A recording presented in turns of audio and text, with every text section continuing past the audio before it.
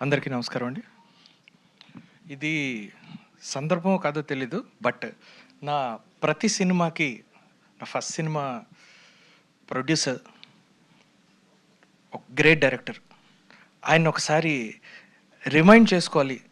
ఆయన నాకు గురుతుల్యులు, my creative godfather RGV గారికి ఒకసారి సభాముఖంగా థ్యాంక్స్ చెప్తూ, ఎందుకంటే ఈరోజు నేను ఇలా డైరెక్టర్గా ఉన్నాను అంటే దానికి ఆయన ఆ రోజు చెప్పిన ఒక మాట కారణం. సో లైఫ్ అంతా ఆయన నేను గుర్తుపెట్టుకుంటాను ప్రతి సినిమాకి. Thank you RGV sir first of all.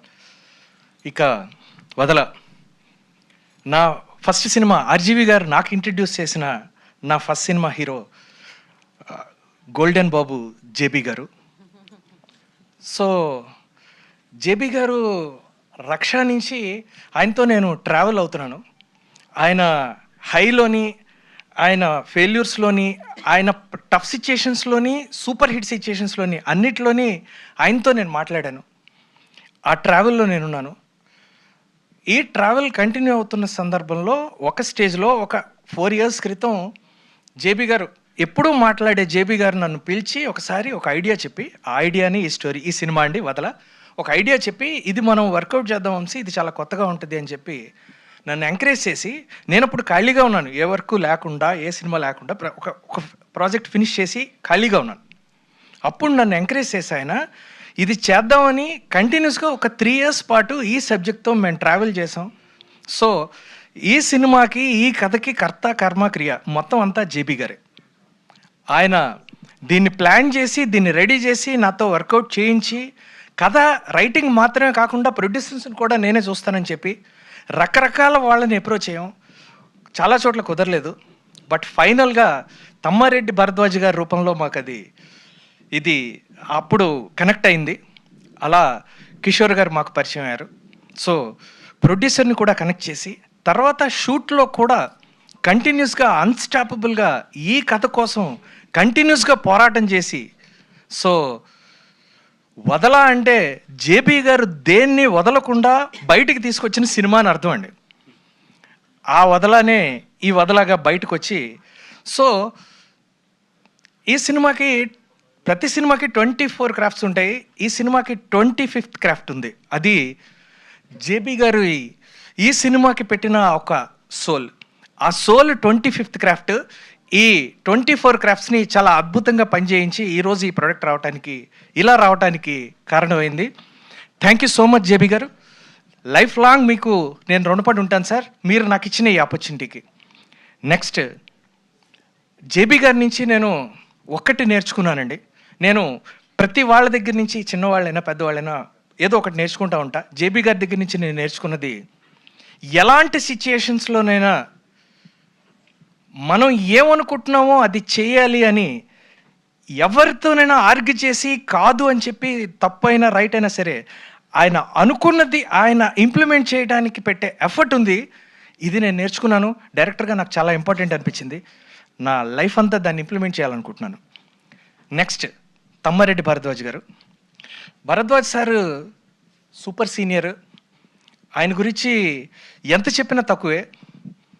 అయితే నేను నా చిన్నపాటి ఆయనతో చేసిన ట్రావెల్లో నేను ఆయనలో సార్లో అబ్జర్వ్ చేసిన విషయాలు ఏంటి అంటే, ఆయన చాలా సీనియర్, ఆల్మోస్ట్ 70+ ఏజ్. నాకు క్లియర్గా తెలీదు. అంత ఏజ్ ఉన్న person, real age 16-17 years. In the sense అంటే ఆయనలో ఒక జంజీ ఉన్నాడు, ఒక యంగ్స్టర్ ఉన్నాడు. ఆ జంజీ అంటే ఇన్ ది సెన్స్, జంజీ అంటే ఇన్ ది సెన్స్ చాలా ఎనర్జెటిక్గా ఉంటాం. ఆయన ఒక్కోసారి చాలా కొత్తగా ఆలోచిస్తారు, పాడతారు, అరుస్తారు, అలుగుతారు, అన్నీ చేస్తారు, తిడతారు. ఎస్, ఇవన్నీ ఎంత క్రియేటివ్గా చేస్తారో అంతలా చేస్తారు. ప్లస్ ఆయన డెడికేషన్ చాలా అద్భుతం. పోస్ట్ ప్రొడక్షన్ మొత్తం ఆయన ఆధ్వర్యంలోనే జరిగింది. ఆయనే చూసుకున్నారని, నా పని కూడా తగ్గించారు. సో ఇలా వర్క్హాలిక్గా, అంత ఏజ్లో కూడా మనం ఎనర్జెటిక్గా, యంగ్గా ఎలా ఉండాలి, ఫ్యూచర్లో నేను కూడా ఆ ఏజ్కి వెళ్తాను కదా, అప్పటికీ నాకు గుర్తుండే ఒక విషయాన్ని ఆయన ఈ సినిమా ద్వారా నాకు నేర్పించారు. Thank you Tammareddy sir. Next చోటా గారు డిఓపి. చోటా సార్ ఎలాంటి ఆయన అంటే ఆయన ఒక అద్భుతం. నేను ఇంతకుముందు కూడా చెప్పాను, చోటా కాదు ఆయన్ని బడా అనాలి. ఎందుకంటే చాలా కాంప్లికేట్ షార్ట్స్ని, కాంప్లికేట్ థింగ్స్ని కూడా చాలా సింపుల్గా సాల్వ్ చేయగలడంలో ఆయన తర్వాత ఎవరన్నా ఫటాఫటా చేస్తారు.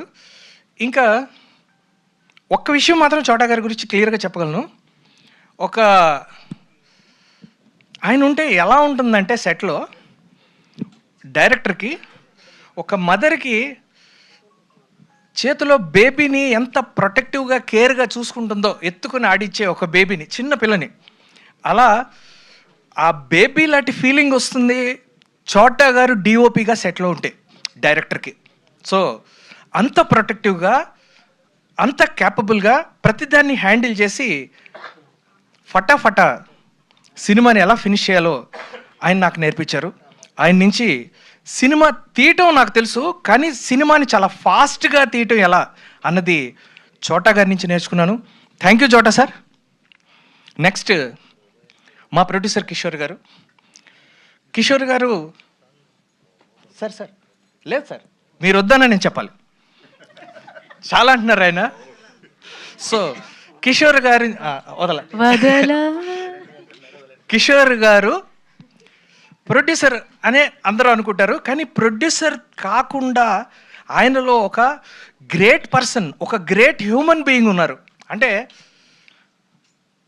ఎవరైనా ఒక కష్టంలోనో సమస్యలోనో ఉంటే అది ఆయన ఇండైరెక్ట్గా తెలుసుకొని వాళ్ళ వెంటపడి వాళ్ళని పట్టుకొని వేధించైనా సరే వాళ్ళకి హెల్ప్ చేయగలిగినంత ఒక గొప్ప మనస్తత్వం ఉన్నాడు. సార్ మీకు ఎలా తెలిసింది అని ఆశ్చర్యపోయేంతలా ఈయన వాళ్ళని రీచ్ అయ్యి వాళ్ళకి హెల్ప్ చేస్తారు. అలా దాన్ని కరెక్ట్గా చెప్పాలంటే దైవత్వం అంటారు. చాలా తక్కువ మందిలో ఉంటుంది ఆ దైవత్వాన్ని. నేను ఆయనలో చూశాను. కిషోర్ సార్ జీవితాంతం మనం ఏ స్టేజ్లో ఉన్నా, ఎంత గొప్ప పరిస్థితుల్లో ఉన్నా కూడా ఈ హార్ట్ టచింగ్ ఫీలింగ్ ఉంటుంది కదా, హ్యూమానిటీ అన్న ఫీలింగ్, దీన్ని మాత్రం మనం మర్చిపోకూడదన్న ఒక అద్భుతాన్ని ఆయన నుంచి నేను నేర్చుకున్నాను. Thank you Kishore sir. So ఈ 4 పిల్లర్స్ వీళ్ళు ఈ సినిమాకి చాలా అద్భుతంగా ఇలా చేయటం వల్ల ఈ సినిమా ఇలా వచ్చింది. వీళ్ళతో పాటు మా ఎడిటర్ పెద్ద ఆయన కోటగిరి వెంకటేశ్వరరావు గారు, గౌరవనీయులు, ఆయన పనితనం, అలాగే మా మ్యూజిక్ డైరెక్టర్ కిషోర్ గారు. కిషోర్ గారు నాకు చాలా కాలం నుంచి ఫ్రెండ్.